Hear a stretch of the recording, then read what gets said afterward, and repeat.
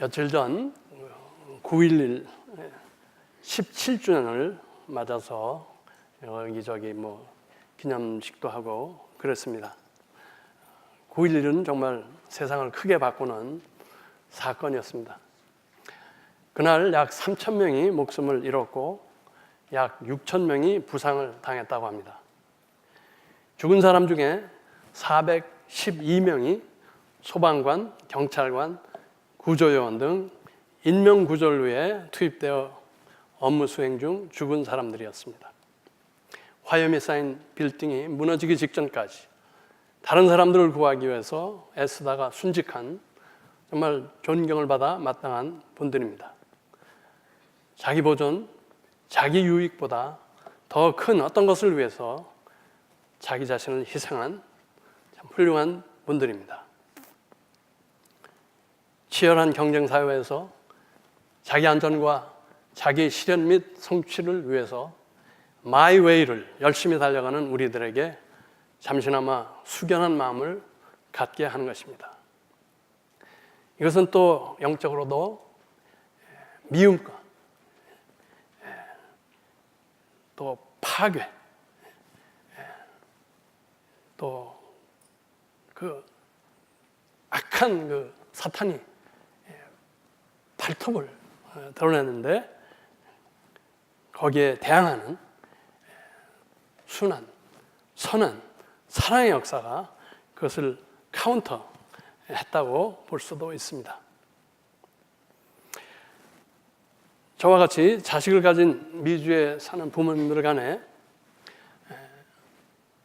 미국에서 자란 아이들은 한국에서 자란 아이들에 비해서 순진하고 어리석다고 어리숙하다고 대체로 동의하는 것 같습니다.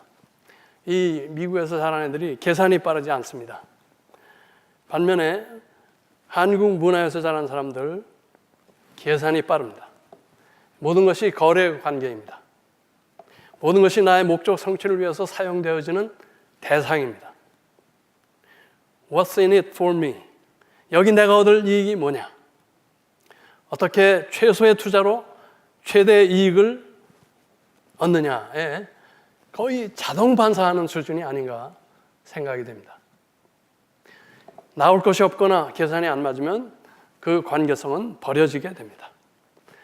그러한 사조가 결혼에도 적용이 된다고 합니다. 결혼 전에 받은 아내의 성형 수술비를 누가 낼 것이냐? 결혼식을 조금 늦췄으면 처갓집에서 내는 건데. 이런 빠른 계산과 민첩한 행동이 개인적인 부를 이루고 또 한국의 조속한 경제 성장에 기여한 면이 있다고 보지만은 그 후유증을 요즘 겪고 있는 것이 아닌가 생각이 됩니다. 가슴이 아픈 것은 십자가로 상징되는 기독교를 믿는다는 사람이 천만이라는데 이렇게 물질지향적으로 치우친 문화에 아무런 영향을 끼치지 못한다는 것입니다. 아니, 가생하는 느낌마저 듭니다. 자기가 남보다 약삭빠르게 움직여서 그렇지 못한 다수에게 피해를 주며 얻은 것을 가지고 하나님의 축복이라고 자랑함으로 하나님의 이름을 천박하게 만들고 있고 기독교를 자기의 세상적 성취를 위해서 존재하는 어떤 것으로 일종의 기독교 번영 신학을 오도하고 있는 것입니다. 오늘 참 기독교인으로 산다는 것이 무엇을 의미하는지 한번 심각하게 생각하는 계기가 되기를 바랍니다. 오늘 말씀은 주님께서 모인 사람들과 제자들에게 참 제자의 길에 대해서 가르치는 말씀입니다. 빌립보 가이사랴 지역에 있을 때였습니다.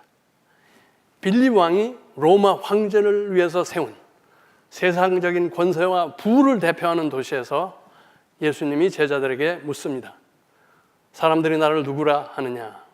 세례 요한, 엘리야, 선지자라고, 훌륭한 분이라고, 이적도 행하는 분이라고.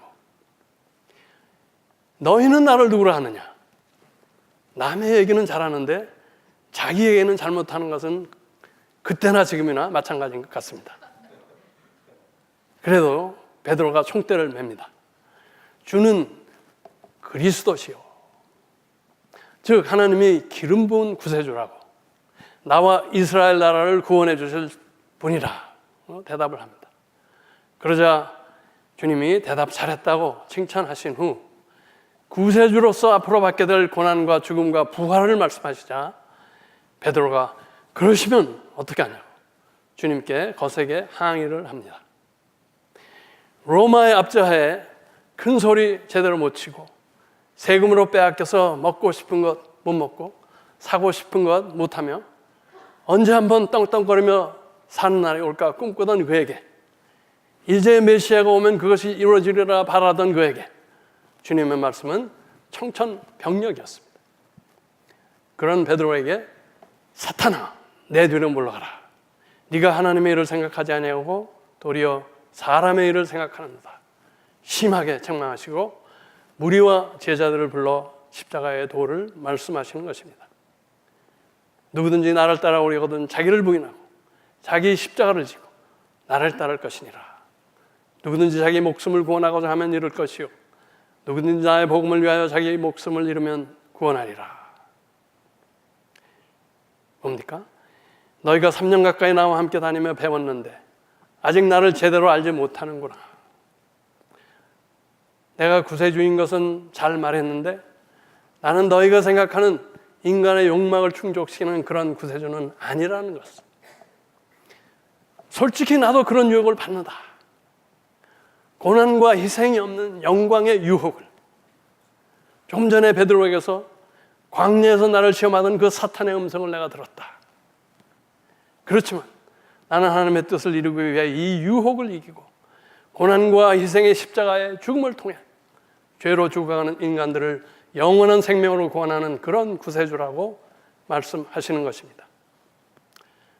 그런데도 너희들 나와 함께하고 나를 따르겠느냐? 나를 따르려면 첫째, 자신을 부인하라고 말씀하십니다.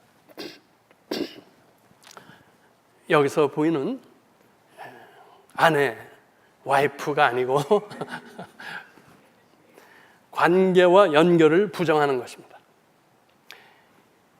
베드로가 예수를 부인할 때 쓰여진 단어가 바로 이 단어입니다. 이것은 사순절 우리가 뭐를 끊고 절제하는 것과는 다릅니다. 뭘 하고 안 하고의 문제가 아닙니다. 나 자신에 대한 자연적인 감정과 생각을 부인하는 것입니다. 내가 주인이다. 내 뜻대로 할 수 있다. 뭘 하고 어딜 가고 내가 최종 결정자라는 것을 부인하라는 것입니다. 우리 존재의 중심에 대해서 말씀하시는 것입니다. 뭐 이것저것을 포기하는 것이 아니고 나 자신을 포기하라는 것입니다. 그래서 자립, 자족, 자결, 자신, self-trust를 포기하라는 것입니다. 두 번째, 십자가를 지라고 말씀하십니다. 형틀을 진 죄인이 되는 것입니다. 이것은 우리에게 있는 어떤 고난이나 장애나 시련을 말하는 것이 아닙니다. 힘든 시부모를 모시는 그것을 십자가라고 말하시는 분이 있는데 그런 것이 아니라는 것이죠. 우리 삶에 있어서 나를 부끄럽게 하고 수치스럽게 하고 쥐구멍 찾게 하는 나의 죄들이 만천하에 드러나 사람들의 조롱과 멸시와 천대를 받는 것입니다. 2주 전에 본 그 마가복음 7장 21절 22절에 나오는 말씀이죠. 우리 안에서 나와 우리를 더럽게 한 우리만이 아는 죄들, 음란, 도둑질, 살인, 간음, 탐욕, 악독, 속임, 음탕, 질투, 비방, 교만, 우매함이 만천하에 노출되는 것입니다. 그런 수치와 모욕을 기꺼이 당하라는 것입니다. 세 번째, 나를 따르라. 순종하라는 것입니다. 예수의 말씀에 순종하고 그분의 삶의 모습을 따라 살라는 것입니다. 그리고 나서 우리가 그렇게 살아야만 하는 이유를 말씀하십니다. 누구든지 자기 목숨을 구원하고자 하면 잃을 것이요 누구든지 나와 복음을 위하여 자기 목숨을 잃으면 구원하리라. 뭡니까? 살기 위해 그렇게 하라는 것입니다. 여러분, 잘 살기를 원하지 않는 사람은 없습니다. 그런데 현세를 잘 살겠다고 자기 뜻대로 자기 힘으로 최고의 거래를 이루기 위해서 눈에 불을 켜고 약삭빠르게 살아가는 사람은 결국 다 잃어버린다는 것입니다.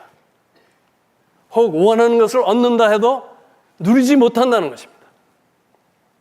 더 무서운 것은 하나님께서 그를 모른다 하실 수가 있다는 것입니다.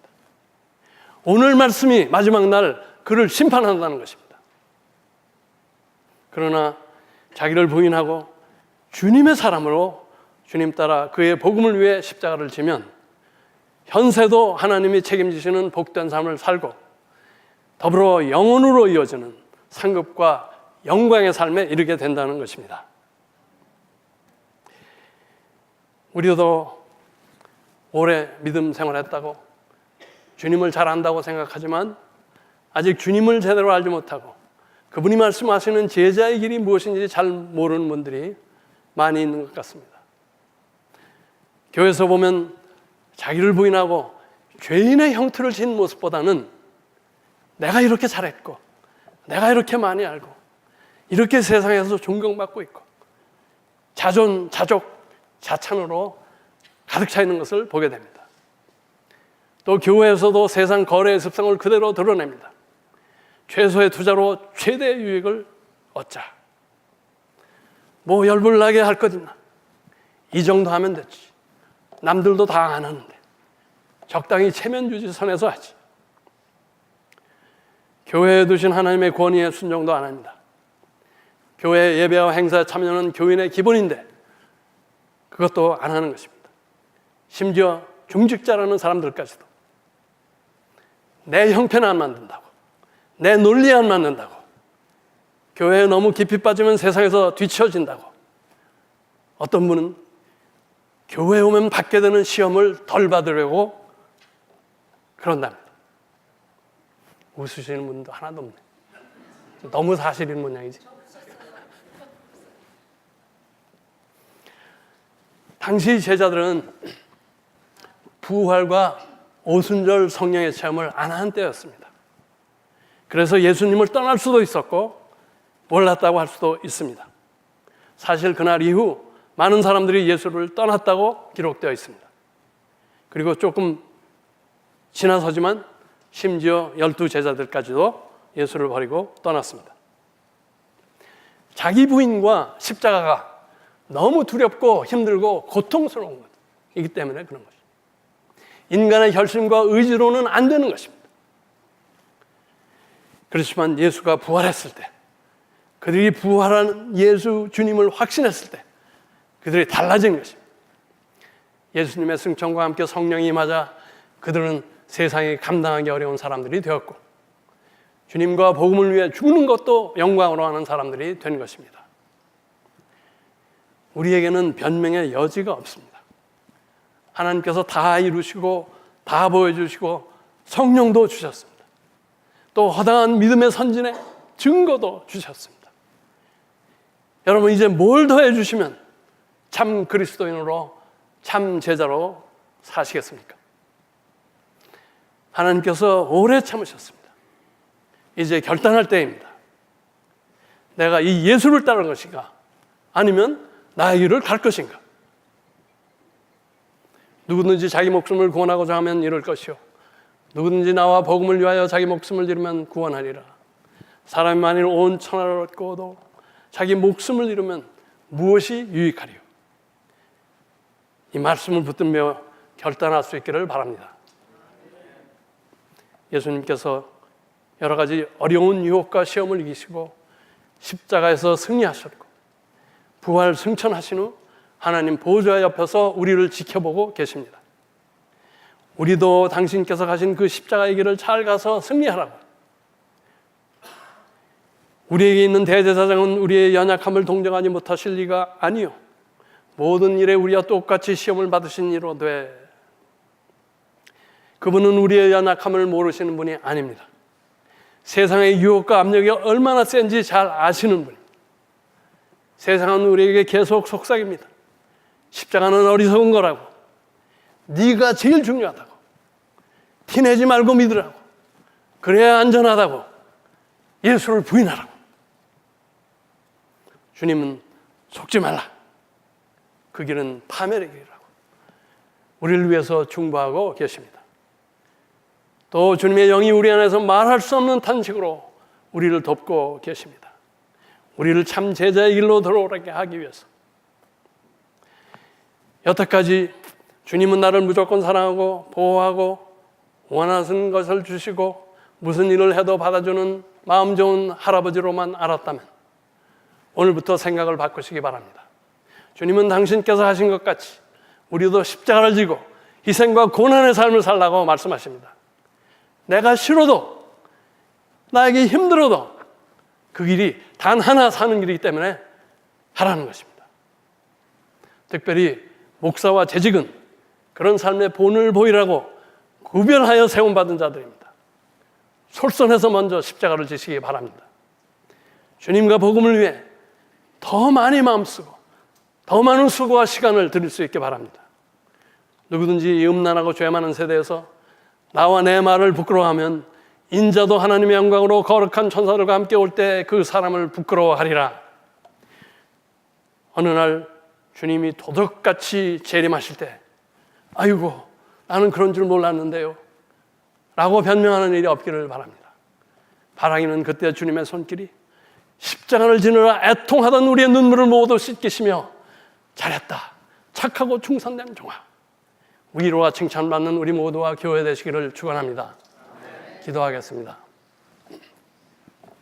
십자가의 사랑과 희생의 하나님, 십자가에서 저희를 죄의 형벌과 영원한 죽음에서 건져주심을 감사드립니다. 그러나 저희는 주님이 치르신 엄청난 희생과 대가를 깨닫지 못하고 주님께 응성만 부린 것 용서하여 주시옵소서. 말씀을 통하여 오늘 책망과 교훈을 주시니 감사합니다. 이 주님의 뜻에 순종하여 충성된 제자로서 참으로 복되고 영광된 삶을 살게 하여 주옵소서. 남이 어찌하든 내가 먼저 주님의 십자가를 지게 하여 주시옵소서.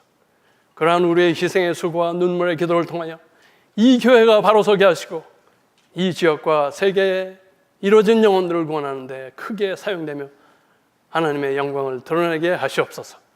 우리 주 예수 그리스도의 이름으로 기도하였습니다.